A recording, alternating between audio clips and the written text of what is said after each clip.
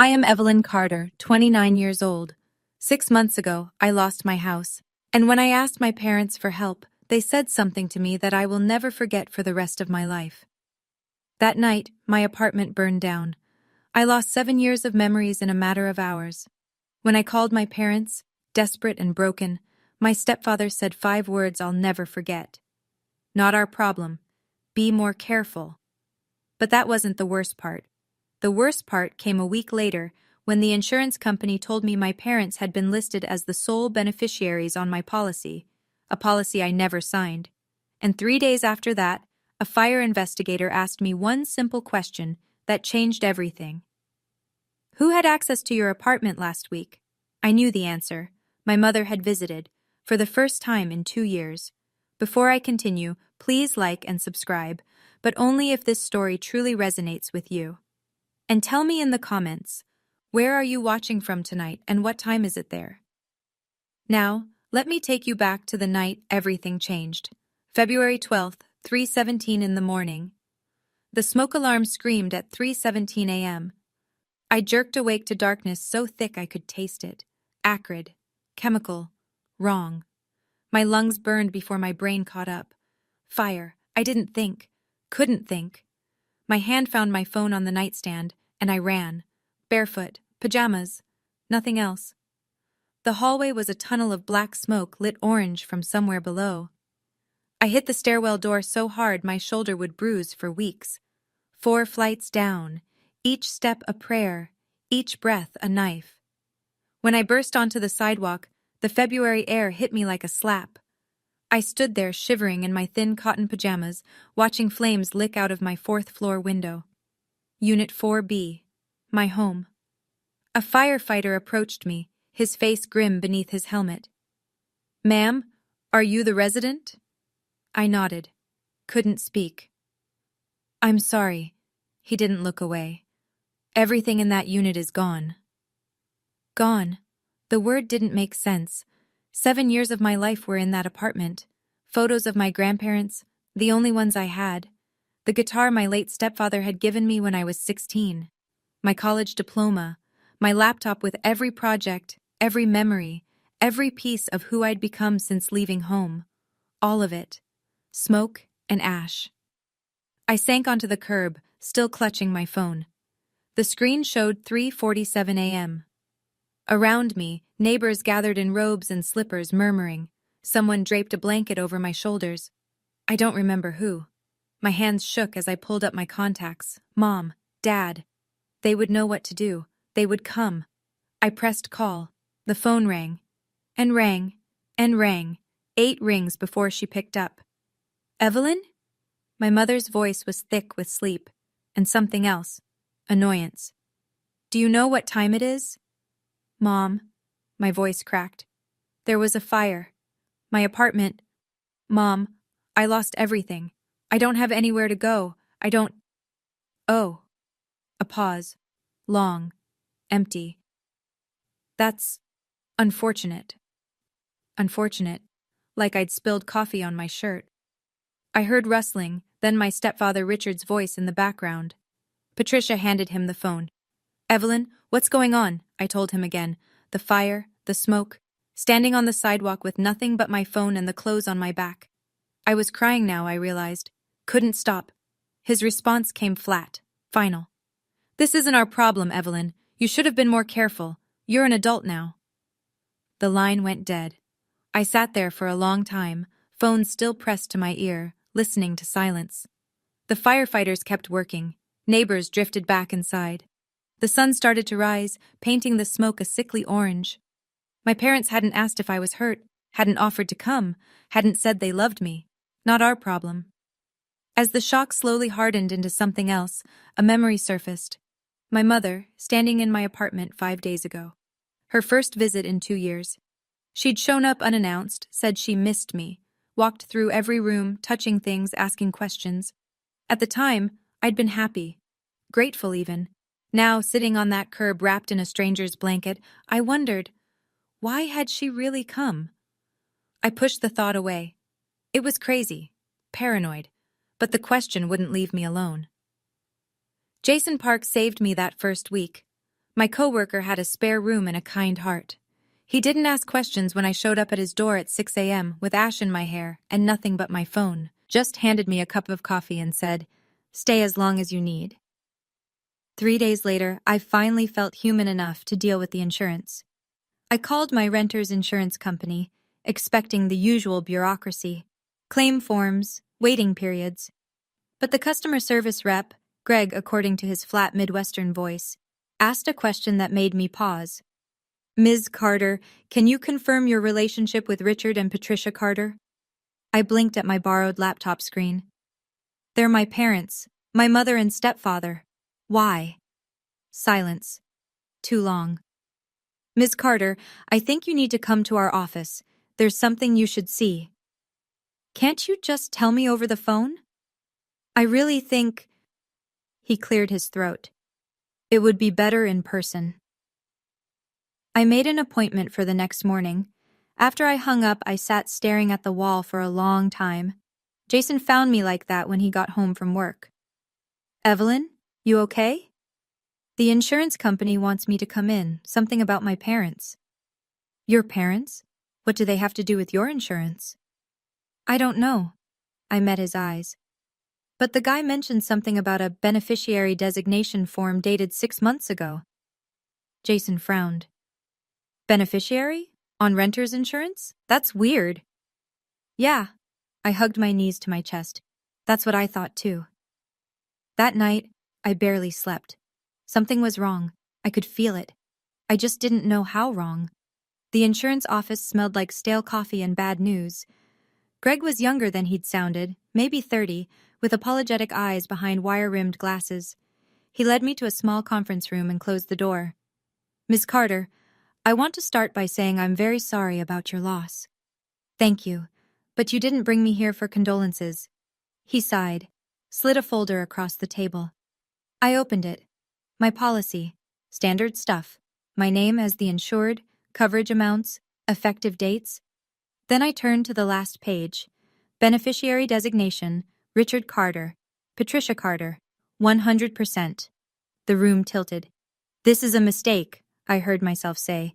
"I never signed this. I would never—" "Ms. Carter."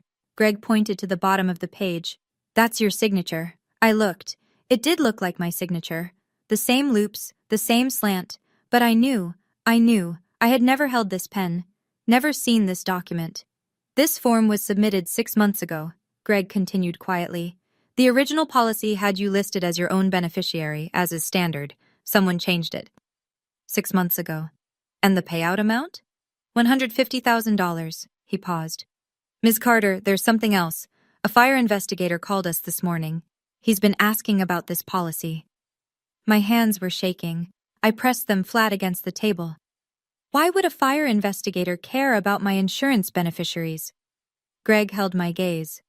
"I think you know why." I did know. The answer was sitting in my chest like a stone, but I couldn't say it out loud, not yet. Someone had forged my signature, changed my beneficiaries, and 5 days before my apartment burned down, my mother had visited for the first time in 2 years. Coincidence. I didn't believe in those anymore. Marcus Webb looked exactly like what a fire investigator should look like: weathered face, sharp eyes, and a handshake that meant business. We met at a coffee shop 3 blocks from the insurance office, neutral ground. "Miss Carter," he set down his cup, "I'll be direct with you. I don't think your fire was an accident." The words hung between us. "What makes you say that?" "Fire patterns." He pulled out his phone, showed me photos I didn't want to see. My bedroom, charred black. "See this? The point of origin is here, near the outlet behind your dresser, but there's no evidence of electrical failure, no frayed wires, no surge damage." "What does that mean?" "It means someone helped that fire along." He put his phone away. "I've been doing this for 22 years. I know what accidental looks like. This isn't it."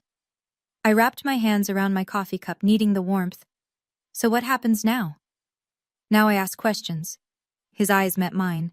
"Who had access to your apartment in the week before the fire?" My heart stopped, then started again, too fast. "I had a visitor, 5 days before." "Who?" I made myself say it. "My mother." Marcus didn't react. just nodded slowly, like a puzzle piece clicking into place. I checked the building's entry logs. Electronic locks, they keep records.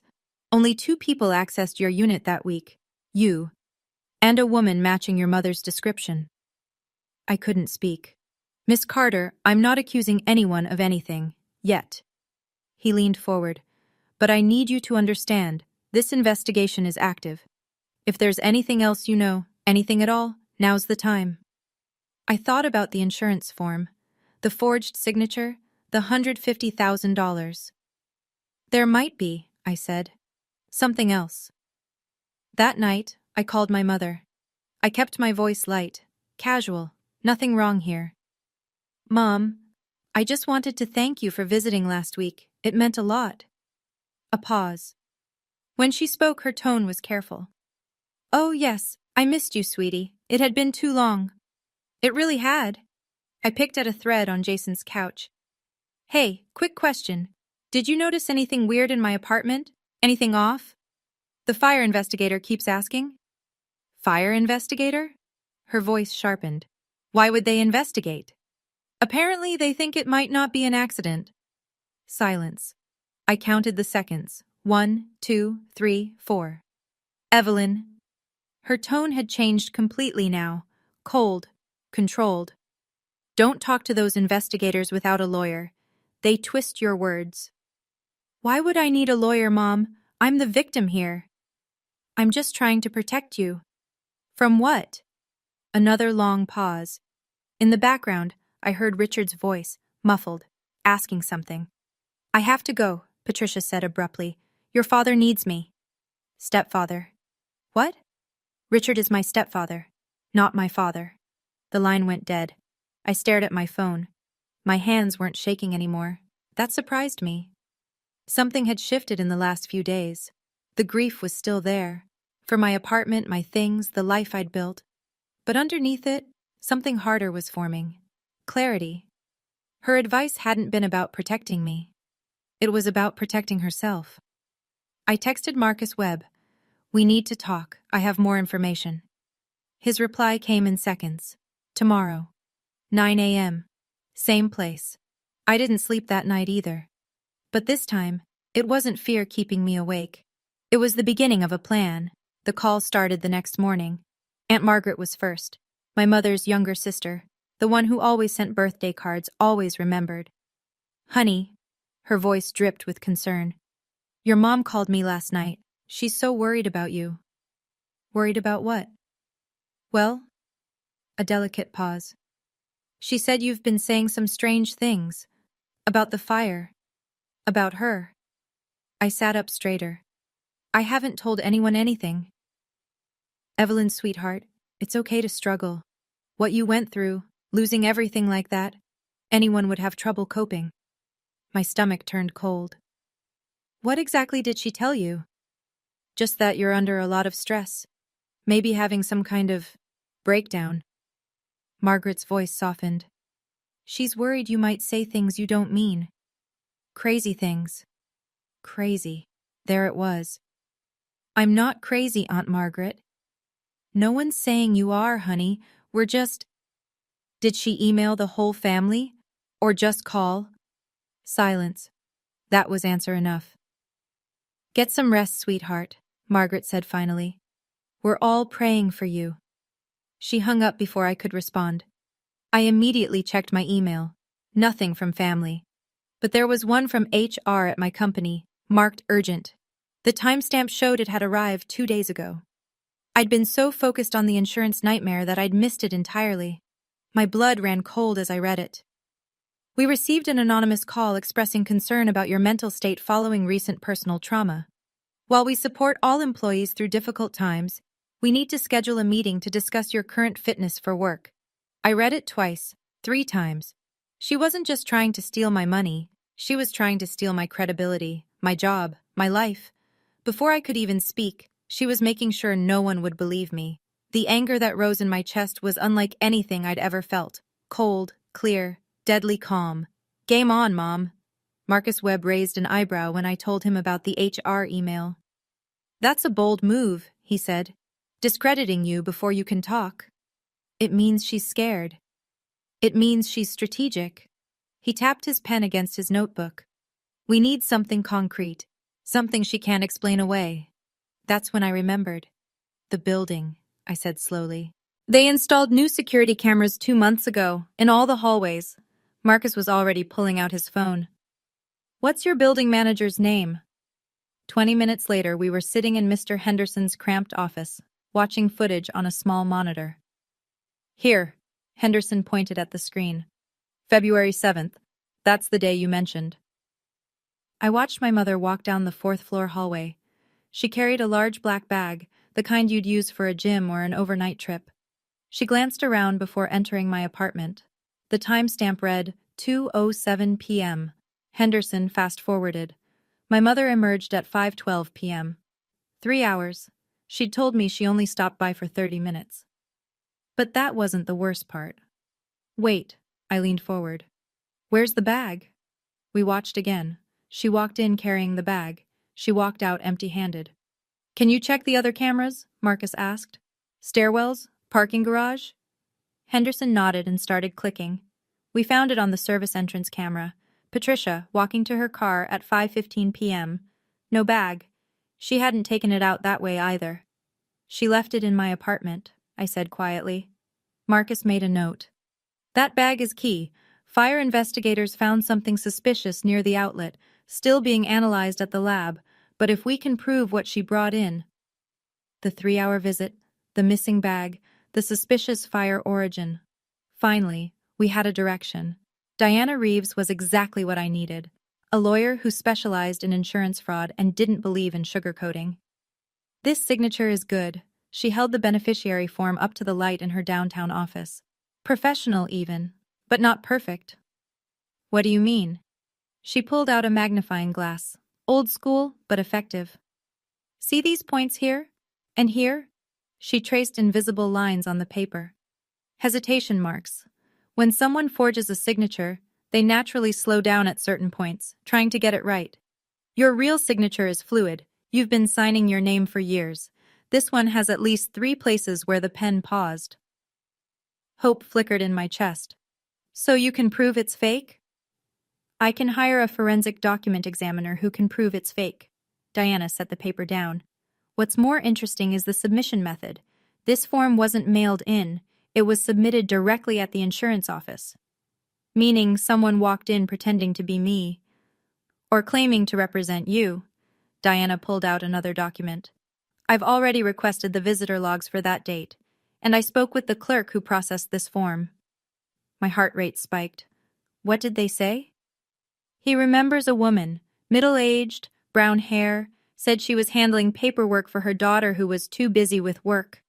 Diana's smile was sharp. Does that description ring any bells? Brown hair. My mother had been dyeing her gray for years. Can he identify her in a lineup? He's willing to try. Diana gathered the papers. Between the security footage, the signature analysis, and a potential eyewitness, your mother may have outsmarted herself. I let out a breath I hadn't known I was holding. What do we do now? Now?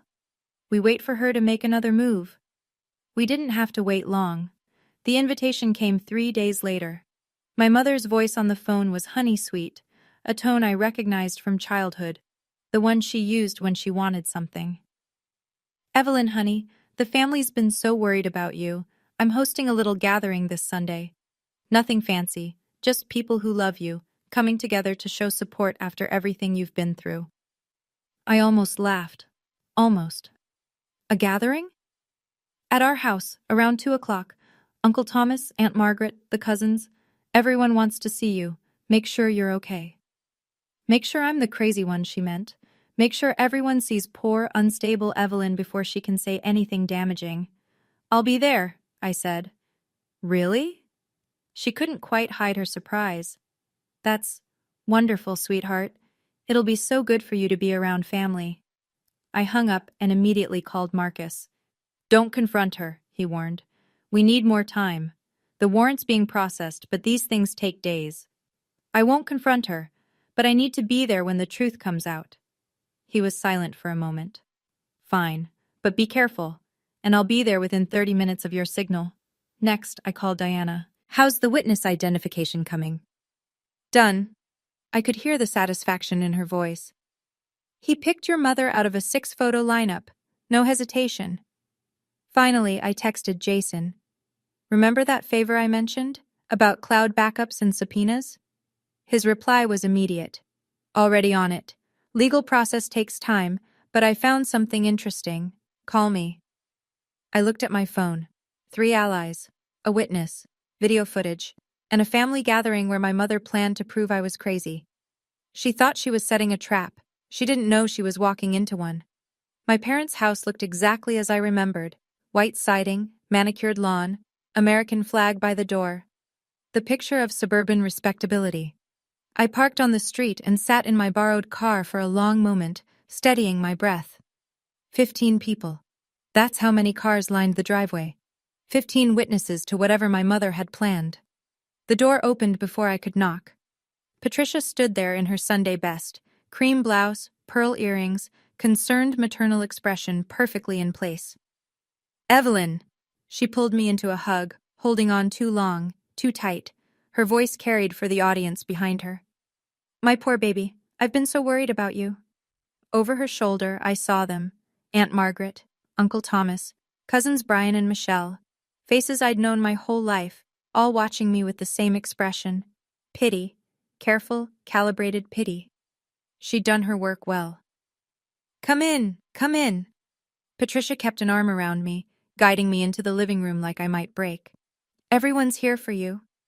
The room fell quiet as we entered. I scanned the faces.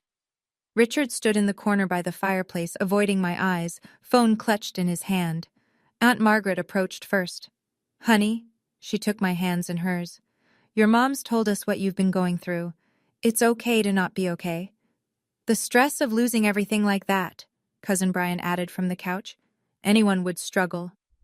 Maybe talking to someone would help, Michelle suggested gently. A professional? I looked around the room at my family, people who'd known me since birth, and saw not a single person who believed I might be telling the truth. Not yet, but that was about to change. Patricia waited until everyone had drinks in hand. Then she cleared her throat. I want to thank you all for coming. Her voice trembled, perfectly rehearsed. As you know, Evelyn's been through something terrible, and in times like these, family needs to come together. Murmurs of agreement rippled through the room. But I also need to address... She paused, dabbed at her eyes with a tissue. The elephant in the room. I stayed perfectly still. My daughter has been saying some very troubling things lately. Patricia's gaze swept the room, landing briefly on each sympathetic face. About me, about her father, about the fire. Richard flinched at the word father. He still wouldn't look at me. She thinks we... Patricia's voice broke. Oscar-worthy. She thinks we had something to do with what happened to her apartment, her own parents. Gasps, shocked whispers. Patricia, no, Aunt Margaret breathed. I know she's hurting. Tears now, rolling down her cheeks. I know she lost everything. But to accuse us of something so horrible... Richard stepped forward, placed a hand on her shoulder. His voice was flat. Our daughter is clearly not well. We love her, but we can't enable these delusions. The room's attention shifted to me, waiting for the denial, the breakdown, the proof that poor Evelyn had finally snapped. I said nothing. My hands stayed relaxed at my sides, my expression neutral. Let them watch. Let them remember this moment. My silence, her performance. My phone buzzed in my pocket. A text from Marcus. Got the full footage. You need to see this. Now. I stood. Excuse me, I said calmly. I need some air. And I walked out the front door, leaving my mother mid-performance, her audience waiting for an act that wasn't coming. Not yet. Okay, I need to pause here for just a second. If my mother's performance is making your blood boil as much as mine was in that moment, drop a comment with the word busted. Because what happens next?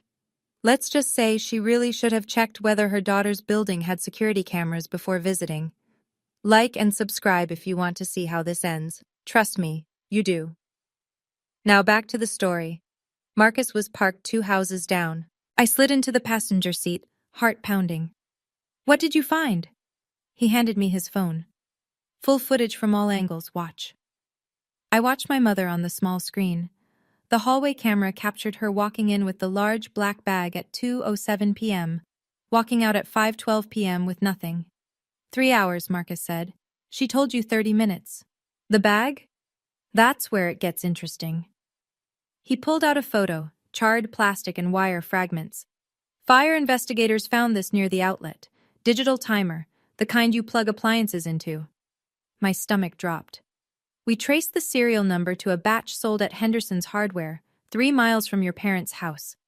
Another photo appeared on his screen, grainy security footage from a store checkout counter. 8 days before your fire, cash purchase. The woman in the footage had brown hair, familiar posture, a purse I recognized. Is that? We'll need official identification. But yeah. Marcus met my eyes. That's her. I looked back at my parents' house. Through the living room window, I could see shapes moving. My family, probably still discussing how sad it was that Evelyn had lost her mind. My phone buzzed. Diana. The witness identification came through, she said without preamble.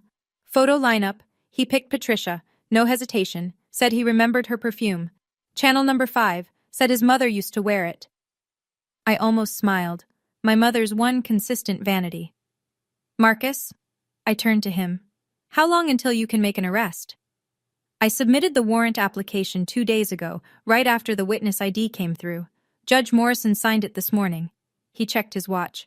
I've got 2 officers meeting me here in 30 minutes. He studied my face. What are you planning? I'm going back inside. Evelyn. I won't confront her, but when you come through that door, I want my family to see the truth, all of it, at once. He hesitated, then nodded. 30 minutes. Then we end this. I sat in Marcus's car for another moment, gathering myself. The evidence was solid now. Video footage, witness identification, timer device remnants, a forged signature. My mother had been careful, but not careful enough. One more thing. I looked at Marcus. The messages. From her phone. Jason had explained it to me the day before. Cloud backups, text messages that users thought they'd deleted, still sitting on servers accessible with a proper subpoena. The legal request went through this morning, Marcus confirmed. Patricia's carrier is cooperating. We should have her message history within 48 hours. But I already knew what we'd find. She hadn't done this alone. Richard knew. Maybe helped. And somewhere in those deleted texts was proof. Go. Marcus checked his watch. I'll be there at 2:45. Just stay calm. Let the evidence speak. I nodded and opened the car door, then paused. Marcus? Why are you helping me so much? This is more than just standard investigation. He was quiet for a moment. My sister, 15 years ago. Abusive ex-husband burned down her house while she was at work. Insurance company tried to deny her claim, said it was suspicious. His jaw tightened. She spent 3 years fighting to prove she didn't do it herself. Nearly destroyed her. Did she win? Eventually, but it cost her everything. He met my eyes. When I saw your case, mother listed as beneficiary without consent, fire with no accidental cause, I knew. Someone was trying to do to you what they tried to do to her. I understood then. This wasn't just a job for him. Thank you, I said. Don't thank me yet. Thank me when she's in cuffs. I walked back toward my parents' house. 25 minutes. Then everything would change. The living room went silent when I walked back in. Patricia was still at the center of the room, tissue in hand, playing the wounded mother. But something flickered in her eyes when she saw my face. I wasn't crying, wasn't shaking, wasn't behaving like someone on the verge of a breakdown. Evelyn, honey, she recovered quickly. Are you feeling better? Do you need water? Actually, Mom, I have a question. The room tensed. 15 pairs of eyes fixed on me. When you visited my apartment last month, I kept my voice calm, conversational. Why did you stay for 3 hours? You told me it was 30 minutes. Patricia blinked. What? I don't remember exactly how long. The building has cameras, Mom. I pulled out my phone. I have the footage. Her face changed. Just for a second, a flicker of something cold beneath the maternal mask. Richard straightened. "Evelyn, that's enough. You're embarrassing yourself." "And the bag you brought?" I continued, ignoring him. "The large black one? Where did it go? Because you walked in with it. But you walked out empty-handed." "I don't know what you're talking about." "The fire investigators do." The room was utterly still now. Aunt Margaret's mouth hung open. Cousin Brian had set down his drink. Even Richard had stopped pretending to check his phone. "Evelyn," Patricia's voice had lost its honey, pure steel now. "I don't know what lies these investigators have been feeding you, but—" Her phone rang. Richard's phone rang at the same moment. They looked at each other. Something passed between them. Fear, I realized. Real fear. Richard glanced at his screen. His face went white. "Patricia," his voice cracked. "It's the police." The doorbell rang. Uncle Thomas was closest to the door. He opened it without thinking, still processing what was happening. Marcus Webb stepped inside, badge visible on his belt. 2 uniformed officers flanked him. "Patricia Carter?" My mother didn't move. For the first time in my life, I saw her completely still, frozen, like an animal caught in headlights. "I'm fire investigator Marcus Webb." He crossed the room in 4 steps. "You're under arrest for arson in the 2nd degree and insurance fraud." "This is ridiculous," Patricia finally found her voice. It came out shrill, nothing like her usual composure. "Evelyn set me up. She's been planning this. She's sick." "Ma'am, you have the right to remain silent." Marcus took her arm, not roughly, but firmly. "Anything you say can and will be used against you in a court of law." "Don't believe her." Patricia twisted toward the family, mascara starting to run. "She's unstable. She's been making things up since the fire." "You have the right to an attorney. If you cannot afford one, one will be provided for you." The handcuffs clicked into place. The sound echoed in the silent room. Richard tried to step toward his wife, but the 2nd officer blocked him. "Mr. Carter, we have questions for you as well. Please come with us." I wasn't... Richard's face crumpled. "It was her idea. All of it. Richard?" Patricia's scream was raw. "Shut up!" But it was too late. The family had heard. Aunt Margaret sank into a chair, hand over her mouth. Cousin Brian looked like he might be sick. Uncle Thomas just stood there, shaking his head slowly. I watched them lead my mother out the door. She didn't look back at me. She didn't have to. We both knew how this ended. For a long moment after the police cars pulled away, no one spoke. The living room felt different now, smaller. The carefully arranged furniture, the family photos on the mantel, the fresh flowers Patricia had set out, all of it looked like a stage set after the play had ended. Aunt Margaret was the first to move. She rose from her chair and walked toward me, tears streaming down her face. "Evelyn," her voice broke. "I'm so sorry. I should have listened to you. I should have—" "You didn't know. I should have asked." She took my hands in hers. "You're my niece, and I believed her. I always believed her." Cousin Brian approached next. "I can't believe that she would—" He couldn't finish the sentence. "She did." I said it simply. No anger, just fact. One by one they came to me. Uncle Thomas, Michelle, the others. Apologies. Shock. Disbelief. Some couldn't look me in the eye. Some couldn't stop looking, as if seeing me for the first time. "Whatever you need," Uncle Thomas said. His voice was gruff, but his eyes were wet. "Legal fees, a place to stay, the family will help. The real family." I thought about that word, family, what it meant, what it should mean. "Thank you," I said. "But I need some time to figure out who my real family is." No one argued. I walked out the front door into the February sunlight. The cold air felt clean after the suffocating warmth inside. My phone buzzed. Diana. "She's being processed now. Bail hearing tomorrow. Richard's talking. He's trying to make a deal." I looked up at the sky. Clear blue. Endless. "Good," I said. "Let him talk." 2 days later, I sat across from Diana in her office, a stack of documents between us. "The case is solid," she said. "Video evidence placing Patricia at the scene, witness identification on the forged signature, timer device remnants matching a purchase near their home, and now she slid a paper across the desk. Richard's statement. I read it. The words blurred together at first, then sharpened. Patricia came up with the plan after we fell behind on payments, the gambling debts. That was my fault. But she said this would fix everything, said Evelyn had good insurance, said no one would get hurt. No one would get hurt. I set the paper down. What's the damage? For Patricia? Arson in the second degree. That's a Class B felony. Plus insurance fraud, forgery, conspiracy. She's looking at 8 to 12 years. With a plea deal, probably 6. And Richard? Conspiracy charges. He knew about the plan, helped cover it up. 2 years probation, mandatory gambling addiction treatment. Diana paused. He's agreed to testify against her. I nodded slowly. The insurance payout? Already being redirected. You're the rightful beneficiary. Always were. The company's cooperating fully. $150,000 minus legal fees should be in your account within 60 days. I thought about that money, what it represented. Everything I'd lost, converted to a number. I want a restraining order, I said, against both of them. That can be arranged. And I want this kept quiet, no media circus. Diana nodded.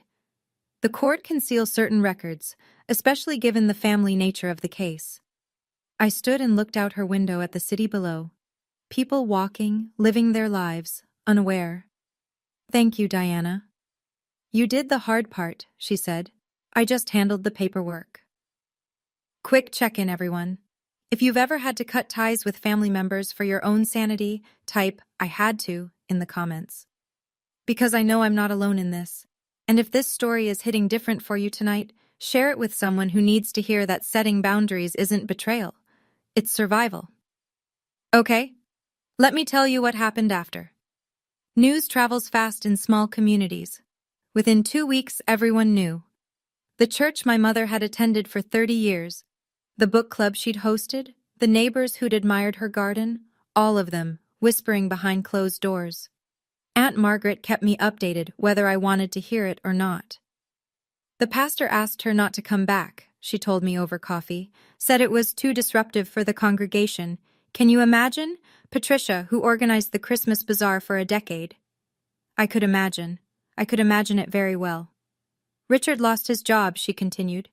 The store owner didn't want the publicity, and someone spray-painted their garage door. Had to repaint it twice. I didn't feel satisfaction. I didn't feel pity either, just a hollow kind of nothing. She's been calling everyone, Margaret said, trying to explain, saying it was a misunderstanding, that the evidence was planted, that you manipulated the investigators. She shook her head. Nobody's answering anymore. Good. Margaret reached across the table and took my hand. She's my sister.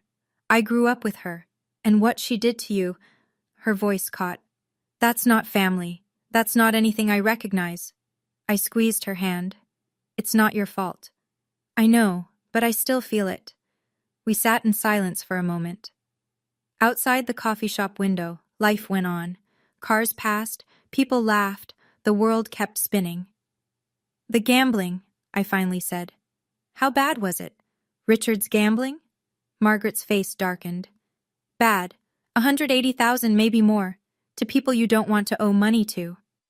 That explained the desperation, not that it excused anything. She thought she could fix it by burning my life down. She thought wrong. Yes, she did. The court date came on a gray Thursday in April. I sat in the back row of the courtroom, watching my mother in her orange jumpsuit, her wrists cuffed in front of her. Her hair had grown out, gray showing at the roots now, no salon appointments in county jail. She looked smaller than I remembered, older. She didn't turn around to see if I was there. Maybe she knew. Maybe she didn't want to know. The judge read the charges: arson in the second degree, insurance fraud, forgery, conspiracy to commit fraud. Each word landed like a stone. Patricia's lawyer, public defender, since Richard couldn't afford anyone else, had negotiated a plea deal. Guilty on all counts, in exchange for a reduced sentence recommendation. Patricia Carter, the judge said, You are hereby sentenced to 6 years in state prison with eligibility for parole after 4 years. 6 years. My mother would be 62 when she got out, if she got out early. I watched her shoulders shake, crying maybe, or just the weight of it finally hitting her. Richard's hearing was separate. Because he'd cooperated fully and testified against Patricia, the DA offered a deal. 18 months in county jail, suspended to 2 years probation, contingent on 200 hours of community service and completion of a gambling addiction program. The judge made it crystal clear. 1 violation, and he'd serve every day of that 18 months. His name on a public record, forever. After the sentencing, Diana met me in the hallway. "The insurance money cleared yesterday," she said. $142,000 after legal fees. It's in your account. I nodded. The number felt abstract, meaningless. "The restraining order was approved," she continued. "Neither of them can contact you, directly or through third parties, for the next 10 years. Thank you." She studied my face. "How do you feel?" I thought about it, really thought. "Empty," I said finally. "But free." She nodded like that made sense. It did. I started therapy 3 weeks after the trial. Dr. Okonkwo had kind eyes and a habit of asking questions I didn't want to answer, which meant she was exactly what I needed. "Do you forgive them?" she asked during our 4th session. I stared at the ceiling of her office, considering. "Forgiveness isn't my job right now," I said finally. "Healing is." She smiled. "That's a healthy perspective." "Is it?" "You're not forcing yourself into an emotion you don't feel. That's growth." Growth. Such a small word for such a massive shift. I moved into a new apartment at the end of April, smaller than my old one, a studio in a quieter neighborhood, but it had good locks, a security system I chose myself, and no memories. Jason helped me move in. Aunt Margaret sent flowers. Uncle Thomas dropped off a casserole, stood awkwardly in my tiny kitchen and said, "Call if you need anything." I bought a new guitar. Not the same brand as the one my late stepfather, my first stepfather, had given me. Nothing could replace that. But when I played it, I could almost hear him again. His voice, teaching me chords, his laugh when I messed up. Some things can't be recovered, but you can build new ones. The nightmares faded over time, the smoke and fire, my mother's face, the sound of Richard's cold voice. They visited less and less. Some nights I slept straight through till morning. Family, I decided, isn't about blood. It's about choice, about who shows up, who protects you, who believes you when the world says you're crazy. My biological mother tried to destroy me. My chosen family helped me survive. That was enough. That was everything. The letter arrived 2 months after the sentencing. I recognized the return address, State Women's Correctional Facility. My mother's handwriting on the envelope, smaller and neater than I remembered, as if she'd taken extra care. I almost threw it away unopened, but something made me stop. I sat at my kitchen table and read it. "Dear Evelyn, I've had a lot of time to think in here, about what I did, about what I lost. You have to understand, I was desperate. Your father's debts were crushing us, and I thought, I'm not making excuses. What I did was wrong. But you're still my daughter. You're still my baby. Please come visit me. Please let me explain. I'm still your mother. Love, Mom." I read it twice, 3 times. Then I got a piece of paper and wrote back, not to send, just for myself. "Patricia, you were my mother. But the woman who raised me would never have tried to kill me for money. I don't know who you are, and I don't need to find out. Don't write again." I folded the letter carefully, put it in my desk drawer. Maybe someday I'd send it. Maybe not. Then I blocked the prison's incoming mail through my post office. Professional, clean, final. Jason came over that evening for dinner. He noticed the envelope in my trash. "From her?" "Yeah. You okay?" I thought about the question, really considered it. "Better than okay," I said. "I'm free." He smiled. "You want help making dinner?" "Please." We cooked together in my tiny kitchen, pasta with vegetables, nothing fancy. Music playing softly from my new speaker, my new guitar leaning against the wall. It wasn't the life I'd planned. It was better. I'm sitting in my apartment now, looking out the window at the city lights. 6 months since the fire. 4 months since the trial. A lifetime since I stopped believing that family meant safety. Sometimes I think about what I lost. The photos that can't be reprinted. The guitar that sang with my stepfather's voice. The naive belief that my mother loved me more than money. Those things are gone. But here's what I found. Strength I didn't know I had. Friends who became family. The ability to trust my own instincts, even when everyone around me said I was wrong. Fire destroys. Everyone knows that. But what they don't tell you is that fire also reveals. It burns away the surface, the pretenses, the lies, the carefully constructed images, and shows you what's underneath. My mother's love was conditional. It always had been. The fire just finally showed me the price tag. If you're watching this, if you're in a family that makes you feel crazy for telling the truth, you're not crazy. You're awake, and being awake is terrifying at first, but it's also the beginning of freedom. I'm Evelyn Carter. I'm 29 years old, and my mother tried to burn down my apartment for insurance money. She failed. Not because I was smarter, not because I was lucky, but because I finally stopped protecting people who would never protect me. That's the hardest lesson, and the most important one. You're allowed to save yourself, even from family. Especially from family. The fire took everything I owned, but it couldn't take who I am. And in the end, that's all that matters. Before I go, a few things this experience taught me. Trust is earned, not assumed, even with family. Your gut feeling exists for a reason. When something feels wrong, it probably is. And setting boundaries isn't abandoning family.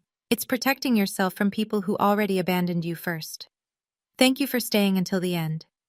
If this story helped you feel less alone tonight, drop a heart in the comments. If you know someone who needs to hear this, please share it with them. There are more stories like this one linked in the description. Check them out if you want. I'm Evelyn, and I'm still standing. And if you're going through something similar, you will too. Like and subscribe. I'll see you in the next one.